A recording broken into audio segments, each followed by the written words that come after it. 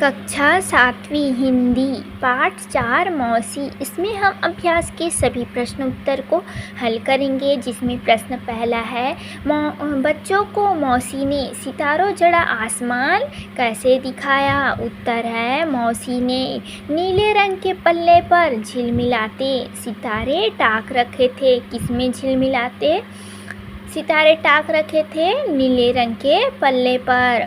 उन्होंने उसे बिछाकर बच्चों को सितारों जड़ा आसमान दिखाया।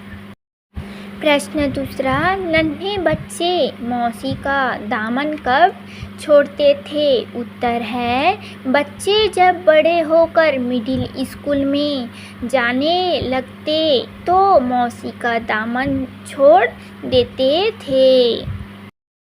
प्रश्न 3, मौसी के न रहने पर मोहल्ला कैसा लग रहा था और क्यों। उत्तर है, मौसी के न रहने पर मोहल्ला खाली खाली सा लगता था, क्योंकि मौसी सबके घर पर जाकर उनकी सेवा करती थी, कुशल प्रेम पूछती, पेड़ के नीचे बैठकर बच्चों को कहानियाँ सुनाती।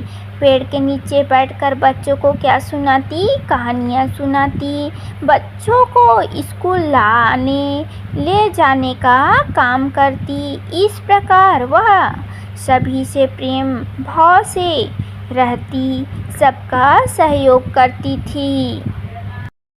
प्रश्न 4, मौसी अचानक गायब क्यों हो गई। उत्तर है, मौसी अचानक बीमार हो गई थी। मौसी अचानक क्या हो गई थी? बीमार हो गई थी।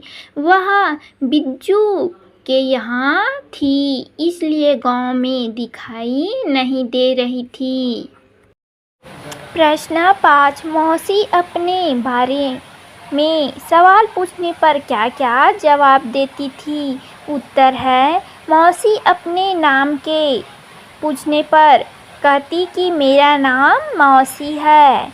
कोई कहता कि तुम कहाँ की रहने वाली हो तो कहती तुम्हारे मोहल्ले की। तुम कौन हो पूछने पर कहती तुम्हारी मौसी। तुम्हारे बेटे बेटियाँ कहाँ हैं तो वह एक एक बच्चे को छूकर कहती यह मेरा बेटा है, यह मेरी बेटी है। इस तरह वह अपना परिचय देती। प्रश्न 6, मौसी पुल पर बैठकर क्यों रो रही थी।